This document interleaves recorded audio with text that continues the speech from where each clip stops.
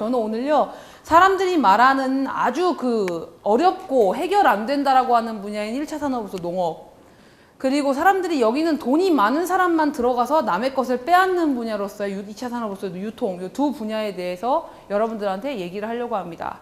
근데 애석하게도 이 두 분야는요, 제가 평생의 업으로 생각하고 직업으로 삼고 살아가려고 하는 분야입니다. 이 앞에 이 사진을 제가 좋아하는 이유가요, 이 손을 이렇게 뻗는 이 표정이 누군가에게 무엇을 달라고 하는 신용이기도 하지만 동시에 지금 보시면 알겠지만 누군가의 물건을 전해주고 난 다음의 모습이기도 합니다. 저는 이 사진을 보면서 늘 생각합니다. 제가 하고 있는 유통업이 어쩌면 누군가에게 받아서 다시 누군가에게 돌려주는, 이것을 한 사람의 몸에 같이 가지고 있는 직업이 아닐까라는 생각을 합니다. 이 사진이 어디에 등장을 하냐면요, 동아일보 그때 당시에 일면 두 번째 면을 딱 펼치면요, 100명이 사진이 양쪽 면에 꽉 차 있는데 100명 중에 나만 보여요. 그때 최연소가 아마 김연아 선수였고 그 다음이 제가 그 다음 최연소였던 걸로 기억합니다. 대한민국에도 이 시점에서 어느 정도 판타지를 구현할 수 있는 CEO가 나왔으면 좋겠다라고 하는 바람을 저 역시 가지고 있었습니다. 우리 보면 그 세계적인 기업가들 보면은 기행을 일삼기로 유명하고 뭔가 그들만의 판타지들이 있죠. 예를 들면 뭐 애플의 전 창업자라든지 스티브 잡스, 빌 게이츠, 혹은 여러분들이 하시는 뭐 페이스북의 창립자라든지 이런 사람들 보면 우리가 알 수 없는 판타지들을 하나씩 가지고 있어요. 근데 대한민국에서 기업가로 성장을 하다 보면 20대든 30대든 대부분 똑같은 모습들을 배우고 구현하게 됩니다. 전 40대에도 저런 모습을 남기고 싶고요. 여러분들한테 보여지는 이 모습을 그대로 남긴 채로 기업을 운영하고 싶습니다. 예. 해질녘에 밭에 앉아서 주변을 싹 둘러보면요, 시간과 공간이 완벽하게 겹치는 묘한 경험을 하게 됩니다. 저는 젊은 사람들이 내려와서 농사 지어야 된다고 생각해요. 제 꿈은 해가 지는 밭에서 밴드들이 내려와서 노래 부르고요, 클럽 음악 틀어놓고 춤추고요, 흙 위에서 그러는 겁니다. 꼭 우리가 밀폐된 공간에서 물론 노는 것도 좋죠. 그런데 거기서도 모든 것이 가능하다라고 하는 판타지요, 누군가는 계속 열어줘야 될 거라고 생각합니다. 제가 아무리 기업화되고 거대화되더라도 이런 이 마음 하나도 변하지 않으려고 사실은 여러분들 앞에 서서 매번 약속하고 매번 다시 되새깁니다. 콜라보레이션이요, 사람들이 흔하게 말하는 결합이지만 제가 생각하는 것은 앞에 말씀드렸던 그 모든 것들, 여러분들의 생각을 뛰어넘는 그 결합입니다.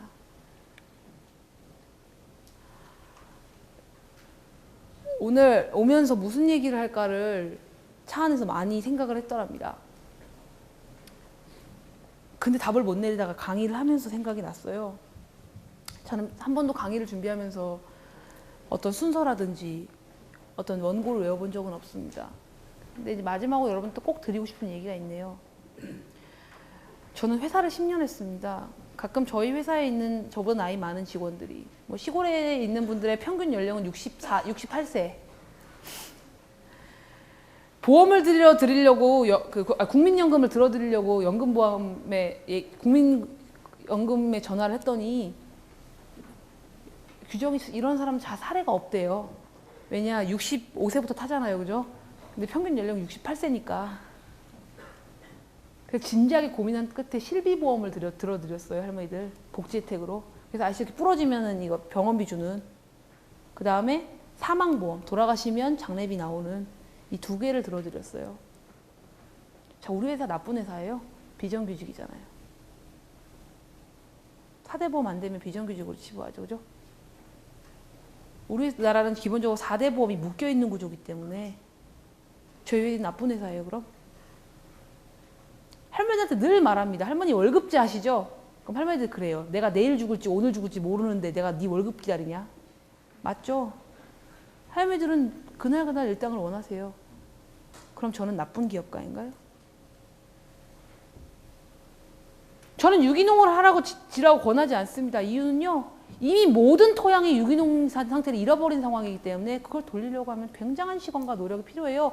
여러분들이 생각하는 것처럼 그냥 자연 상태로 놓아둔다고 해서 이게 되는 게 아닙니다. 마이너스 때 되었기 때문에 플러스 되는 요소들이라 힘들이 들어가야 되는데 우리 농촌에 계신 분들 너무 힘든 상황입니다. 그럴 바에는 관행 농업을 계속 하시되 시스템적으로 다시 이익을 돌려드려서 유기농으로 점차적으로 전환해 갈 수 있는 시간과 노력, 비용들을 우리가 사실은 지출을 해야 된다고 생각을 합니다. 저 나쁜 기업가인가요? 여러분들의 편견을 깨세요.